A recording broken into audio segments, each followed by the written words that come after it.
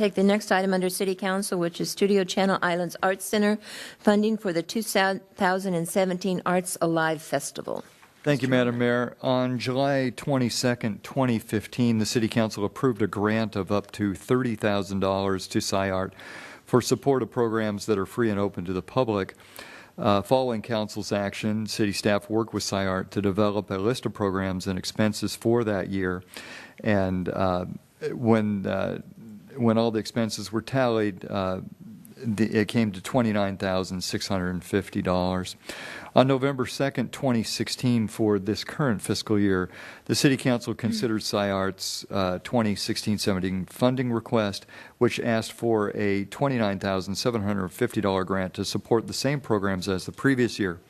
After thoughtful discussion, the Council decided to provide $5,000 for SciArt's holiday market, which they completed and for which they have been paid. But then the Council decided to defer making a decision on the remainder of SciArt's funding request until after the Council adopted a new policy for the funding of community events, which you have done. On March 8th, 2017, like I said, you adopted that policy, which we discussed this evening. The primary tenets of that policy, of course, is that the City Council may provide funding or in-kind services to community, cultural, and entertainment events that benefit the residents of Camarillo. And the intent, of course, with that policy is to fund those events that have previously been approved by the Council and had appeared in the budget. Funded events must be open to the public and provided free of charge for a nominal fee. Eligible organizations must be a current Camarillo-based nonprofit organization or governmental entity with primary offices in Camarillo that provide services that directly serve or benefit Camarillo residents. With its what we're calling the second tranche of funding for their current year request, SciArt is seeking $24,750 in community events funding for its 2017 Arts Alive Festival. This is a free-to-the-public arts festival, which will take place over the Memorial Day weekend and include live music, visual and performing arts, and interactive experiences for all ages. The festival will feature over 100 local and California artists. It is anticipated to attract approximately 1,000 people to Old Town Camarillo. SciArt is a current 501c3 nonprofit organization with its corporate office at 2222 Ventura Road at the former Primeros Elementary School, which is in the heart of Old Town. If funded as requested, this $24,750 request, when combined with the $5,000 previously given SciArt for their 2016 holiday market, will total $29,750 for this current fiscal year, 2016-17. SciArt will be submitting a formal application, as will all the other event organizations, and for 2017-18 event funding under the new policy, as will be required for all funding recipients starting this coming fiscal year. In providing materials for council consideration, I did work with Studio Channel Islands on this. We did not feel that that having them submit a formal application was we had some timing considerations with that, and so we did the best we could to answer the basic questions about their nonprofit status, what the funds would be used for, what portion of funds would be, what parts of the event would be paid by the city versus with their own funds, and we provided you that information. Peter Tyus is in the audience and is available to ask questions about the event and funding requested. Thank you very much. Do we have questions? No questions? I have a question. The purpose of this is then not to sell their art, but so that isn't part of it. It's just an open day where people can come in and see the studio, and I'm asking the staff that question. Yeah. And visit the studio, and they have music entertainment. So it's not a venue. The purpose is not to sell like an art show. Let me bring Peter Tyus up to the podium to answer that question. I've been to it. The purpose is to engage people in seeing the work that's there as a series of free-to-access exhibitions. The work is available to purchase if people wish to, but the primary purpose is to expose the community to a wide range of art forms. Will, question? Because I've been to it. And they sell art in those booths? Some do. Yeah, a lot do. Selling the photos and the sculptures and all kinds of things in the booths that aren't part of the artists that are part of your, but those that come in sell their artwork out in booths. Yes. Now, do you get a portion of that artwork? I mean, sales? No. None? No. There's a small administration fee for them to have the booth. Right. It's $150, but whatever they sell, they keep. Okay. So this is where I'm having a little, if it's an event that's open to the public, it's a festival, it's not drawing a huge crowd, 1,000 people for $25,000 isn't a huge crowd, it's a lot of money. I could justify it if you're building it and it takes a while to get going and it's going to be a larger event. But where I'm having a little bit of a problem is we're helping to fund an event so that they can sell their art, and that's where I'm having a little issue reconciling this piece of it. There are 4 main strands of activity during the day. So there's the live stage, which will have 4 to 5 different acts performing for free each day. And then there will be the children's activities, interactive programs, which will be in the children's corner, again, free-to-access activities. Okay. There will be about 20 artists who will be doing free-to-participate in workshops in their studios throughout the day. You can go in for an hour and do watercolor or pastels and that kind of stuff. So those are all free-to-access. Within the booths, there will be 2 types of booths. There are the people who are coming to show their work for sale, and there are people who are coming to engage the audience in learning about their organization. So we would have, an example might be, I've been talking with Save Our Kids Music about them coming and sharing information about who they are and how people can participate in that program. Or we're talking to the different museums and other organizations so people can learn about, say, the Rubicon Theatre and going up and being involved in their activities.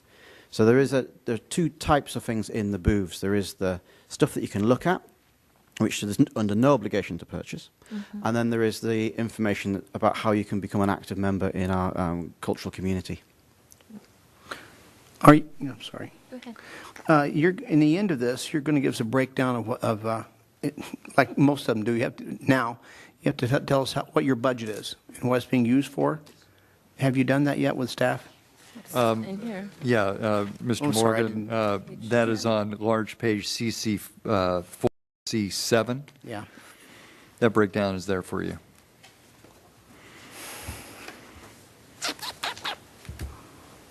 So a lot of it goes to advertisement, doesn't it? Mm-hmm. How do you advertise this?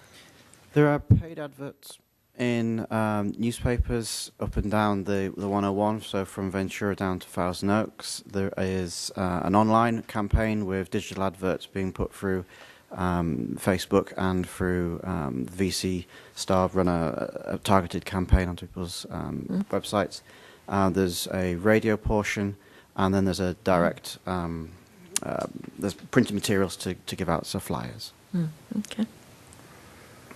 And this, how many years have you been doing this? This is the 4th year, but as you're probably aware, there's been a lot of change within the organization, so this event hasn't been delivered by the same team on any 2 subsequent years. And I do believe that this program has got significant legs to grow as a festival to become a very important part of our community's cultural calendar.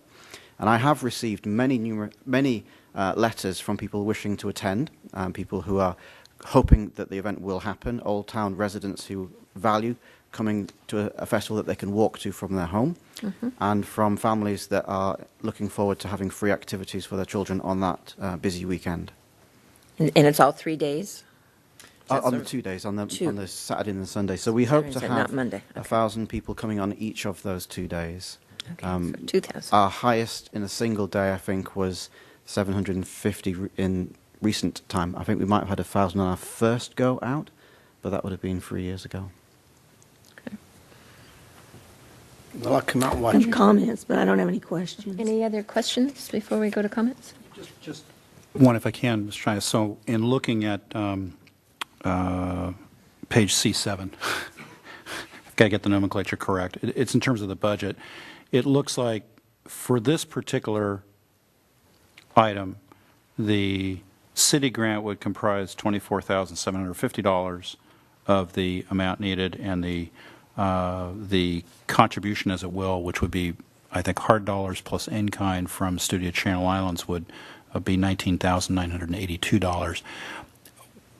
After that, I don't see any specific items for revenue, for example, for food booths or things like that.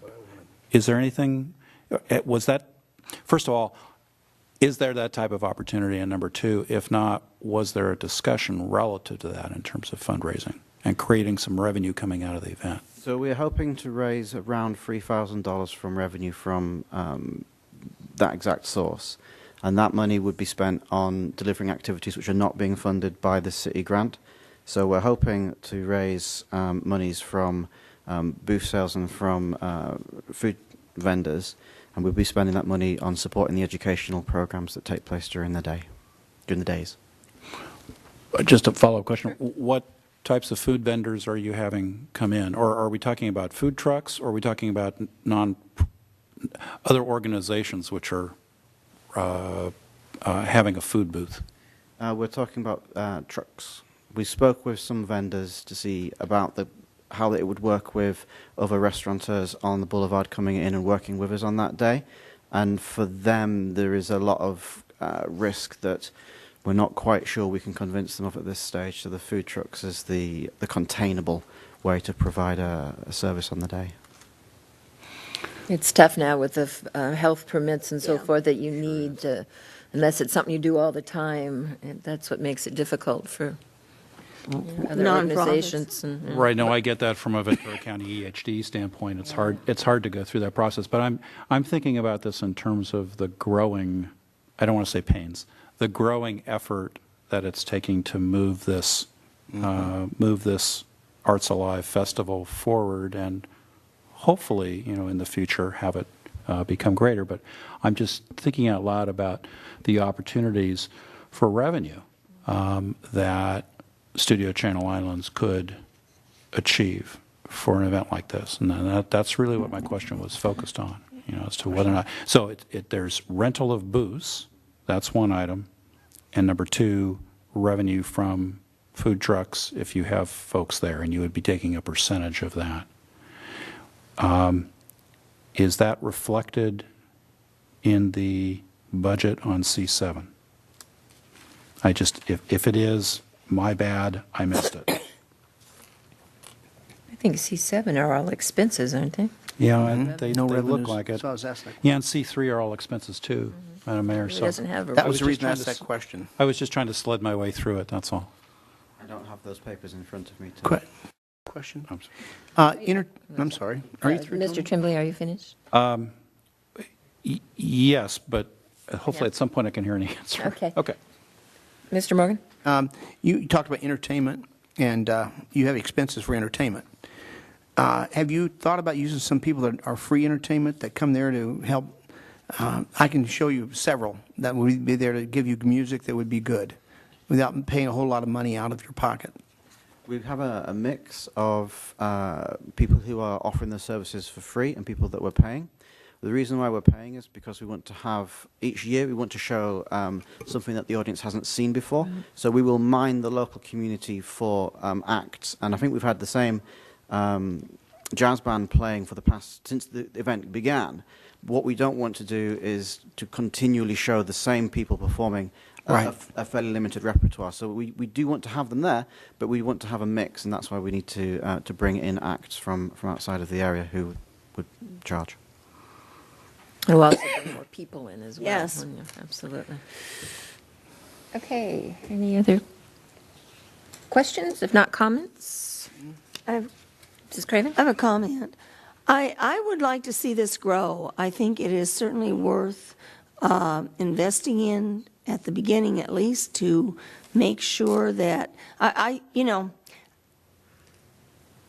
I used to see things on the boulevard as economic development things. I guess we don't do that anymore because we don't have any more redevelopment.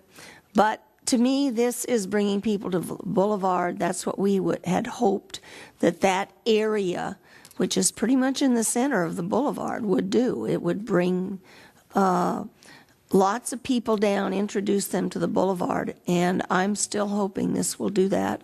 I think it's worth investing in and seeing what happens. And I wish them a lot of luck at growing this event, and I wish them a lot of luck at finding in the future more ways to bring in money from the things. As they get more of an audience, more people in attendance, they'll have more opportunity to raise more money. On this one, Mr. Moria? Oh, I'm one of those that says, if we can make things grow down there and make things get better, because I've been with that boulevard since it started, and we, as a redevelopment agency, and that's one of the things that most redevelopment areas do.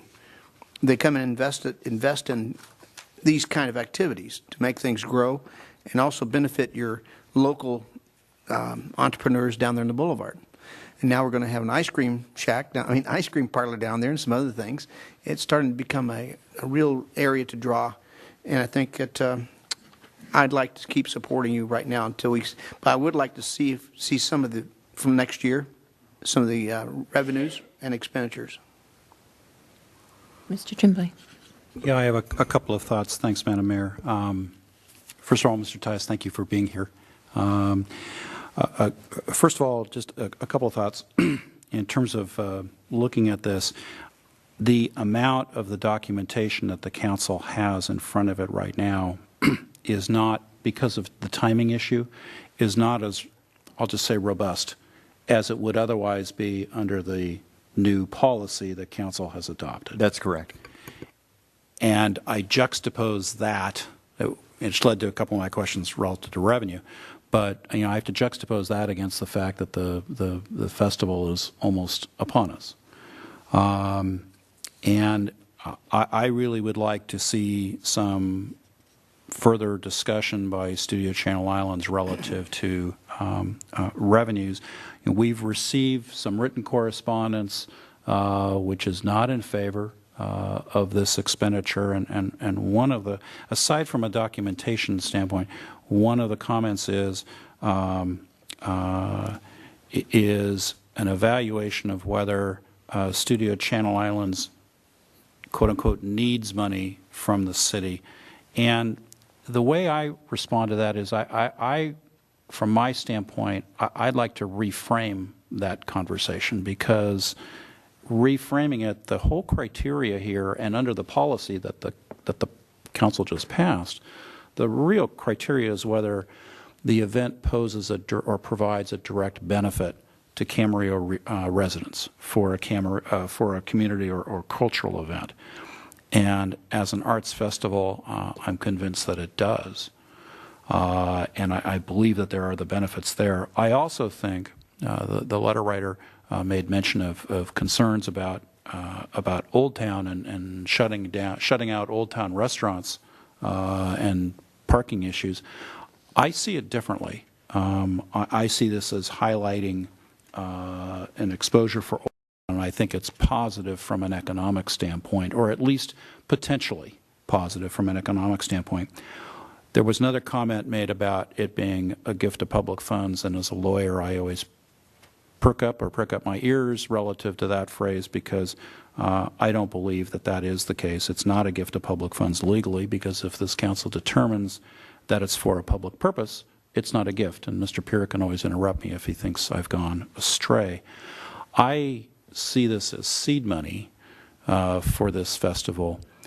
I would like to see, no, let me rephrase that. I am hopeful that this festival succeeds. I intend to support the motion, and I look forward to, hopefully, it's a success this year, and hopefully Studio Channel Islands plans this event for next year, and I look forward to seeing some more robust documentation coming back our way relative to this policy. And we realize it's a timing issue. So those are my comments. Thank you. Could I follow up on what he just Certainly. said? When we started the Fiesta on the Boulevard, we had 100 booths, maybe a little less. Now we have 200, and it grows.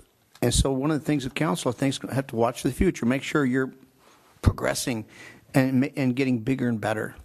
Now we're serving 30 to 35,000 people. And so I hope yours can grow that big because it'll benefit the whole area.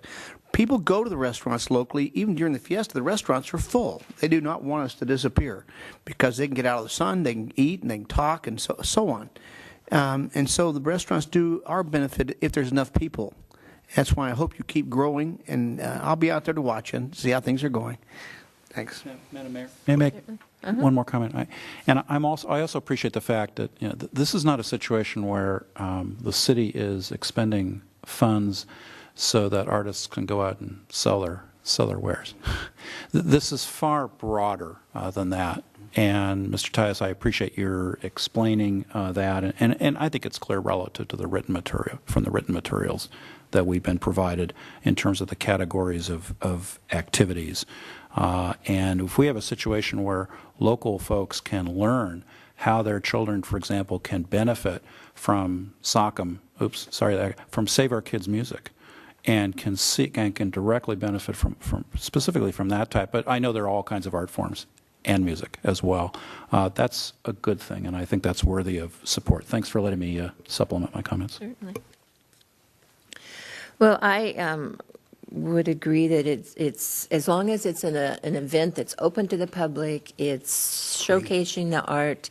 I'm not one for saying it has to be bigger and better because I don't want to see us closing down Ventura Boulevard like we do personally with the Fiesta because that hurts merchants. But I think it can grow, and that to me is what I would like to give the money this year. Let's see what we can do because it is a little for 2,000 people. This is a lot of money. The other thing I was a little concerned about is that it was just basically an art show so they could sell their wares. That we shouldn't be doing. But if we're providing our public with something like this, it's a great thing to do on Memorial Day weekend. It's educational for the kids, entertaining. To me, that's part of what we do, and that is a public benefit. So. It's not available other places. That's right, and I think it's something we should be proud of. So as long as we do it for that reasons, that we are entertaining and educating our public, then to me, I can justify doing it. So good luck to you on that. I can support this, and let's see if we can and get a few more people in there. It doesn't have to be 30,000, but more of the community, and the more you do it, the more outreach, and it just becomes, if it's always going to be on Memorial Day weekend, is that where you're going to set it so that they know that that's one of the things they do? Mr. Trimley, the hospice is, chili cook-off is on Labor Day. It's Labor Day weekend. So we got a Memorial Day and a Labor Day then, so people can They stay don't home. conflict. They don't conflict, but people can stay in Camarillo and have something fun to do. So with that, do we have a motion? I'll move to approve a $24,750 appropriation for Studio Channel Islands 2017 Arts Alive Festival program. Second, with a comment. One of the things we found is that you have the trucks and the other things like that bring in, and you don't have to bring in the I call them wet bars. We wash things in the sinks. Some years are going to have to do that. That costs about $500 every time you bring one of those in. And so if there's ways of bringing in people that have their own makeup already, their own sinks and stuff like that, it's much less expensive. Okay, we have a motion and a second. Any further discussion? Please vote. And that does pass with 4 yes, Mr. Kildee absent. So good luck to you. And that is coming up. Why don't you come back up and since a little free advertising, it might save us a little money. Give all the dates and the times. So the event starts on Saturday the 27th at 10 in the morning with the live stages cranking up some music around midday. It runs through till 5 o'clock. On the Sunday it's starting a little bit later at 11 and running through till 4 p.m. And that's at Studio Channel Islands address? In the back, 22 Ventura Boulevard. in the parking lot in the back, right? Yes. All right. Great, thank you.